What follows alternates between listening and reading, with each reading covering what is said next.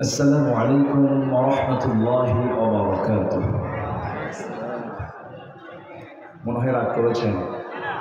السلام عليكم ورحمة الله وبركاته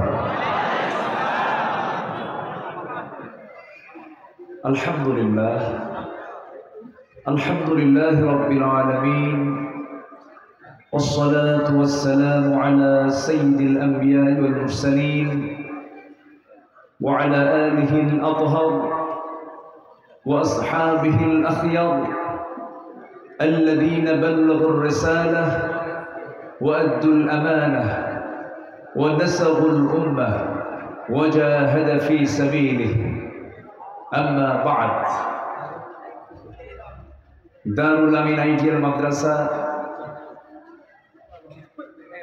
এর শুভ উদ্বোধন উপলক্ষে আয়োজিত কেরাত হিজ সম্মেলন ও তাফসীর মাহফিলের এই মহৎ আয়োজনের আজকের বরেণ্য অতিথি বিশ্বনন্দিত আলেমে দ্বীন, বিশ্বনন্দিত মুফাসসির কোরআন,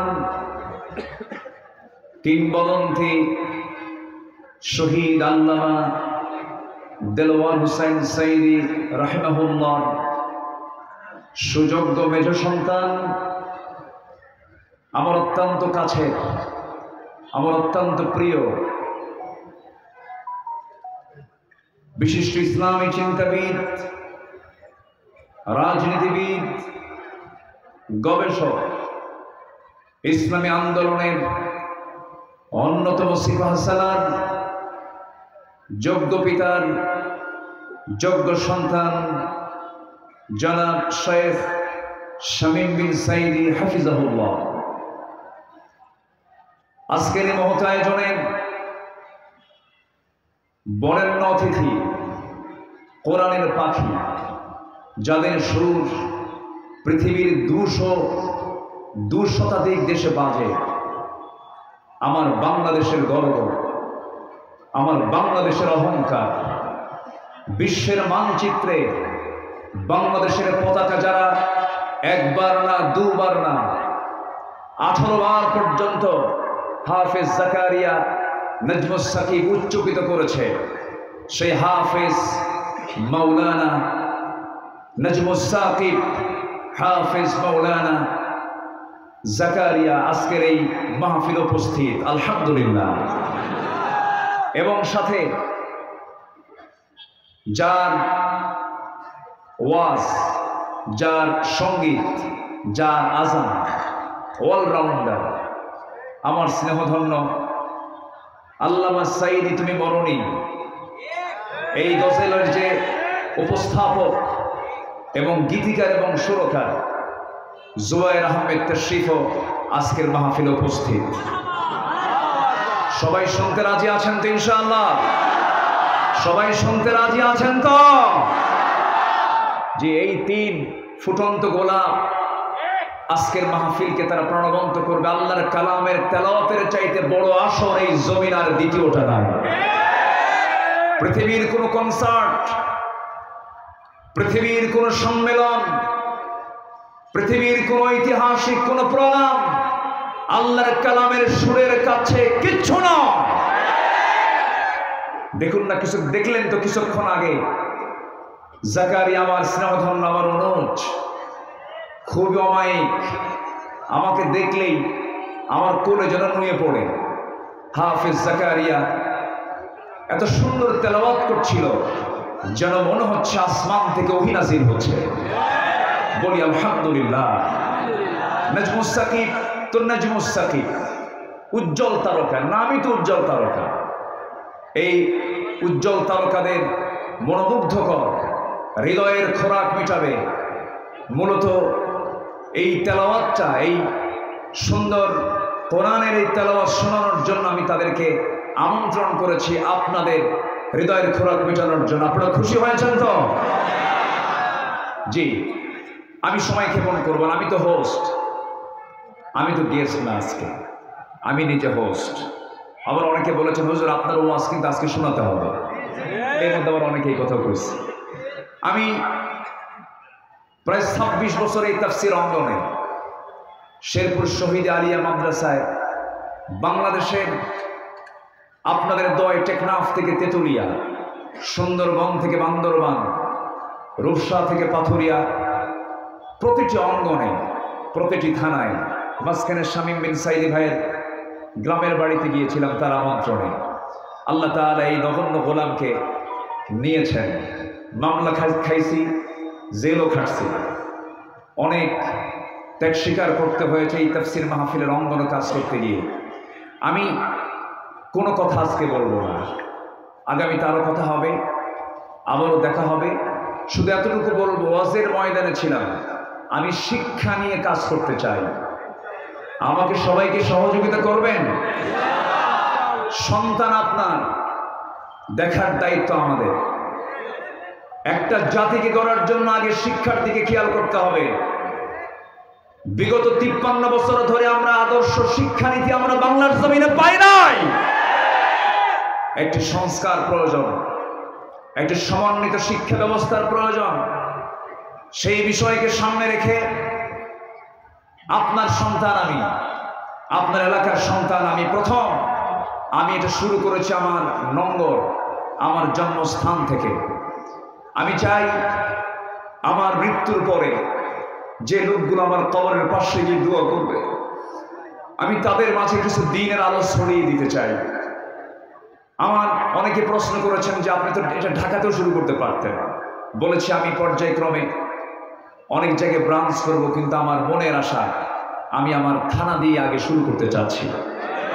শুরু করেছি, কেউ তো আলহামদুলিল্লাহ বললেন না, রাগ করেন নাই তো? জি, সম্মানিত হাজিরিন, ওয়াজের ময়দানে থাকলে হয়তো ভাববেন আমি ব্যস্ত থাকবো না। ২৪ ঘন্টা মনিটরিং এর জন্য আমার চোখ, আমার হাত, আমার পা শিক্ষাঙ্গনের দিকে আমার থাকবে। জোরে বলি ইনশাআল্লাহ।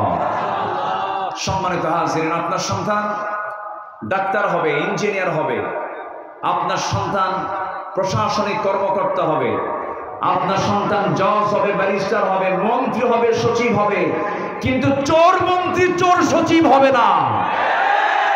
সিনার মধ্যে থাকবে জাকারিয়া, নাজমুস সাকিবদের মতো সুন্দর সুরের মূর্ছনা থাকবে তাদের সিনার ভিতরে।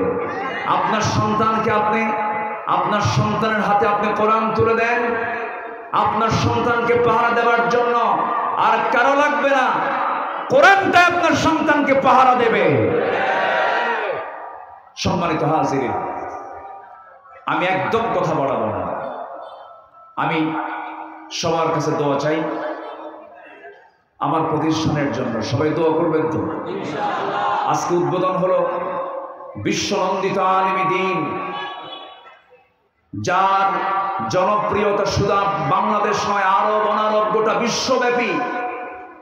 আল্লামা সৈয়দ কামাল উদ্দিন জাফরি হাফিজাহুল্লাহ, তিনি আজকের এই মাহফিল উদ্বোধন করেছেন এবং প্রতিষ্ঠানের তিনি উদ্বোধন ঘোষণা করেছেন। বলি আলহামদুলিল্লাহ। আজকে আরেকটা রত্ন পেয়েছি আমরা, যার দেহের মধ্যে আল্লামা সাইদির রক্ত প্রবাহমান। বলি আলহামদুলিল্লাহ। আগামী 100 বছরে নয়, আমার মনে হয় আল্লামা সাইদির বিকল্প কোন রূপ বাংলার জমিনে আর দেখতে পাবো না আমরা। তিনি মুজাদ্দিদ, তিনি সমাজ সংস্কারক। এমন কোন দিক এবং বিভাগ নাই যে বিভাগে তার চলন ছিল না, বিচরণ ছিল না। আমরা দোয়া করি সাথেই আল্লামা সাইদির কবরটাকে তুমি আল্লাহ জান্নাতের নূর দেবনাফার করে দাও। জোরে বলি আল্লাহুম্মা আমিন। সম্মানিত হাজিরিন, আমি একটা ওয়াদা নিতে চাই, যারা এসেছেন মাহফিলে, মাহফিলের শেষ সময় পর্যন্ত সবার থাকতে হবে। সবাই থাকতে রাজি আছেন তো? সবাই থাকতে রাজি আছেন তো? আর একটা কথা বলি শেষ করতে চাই।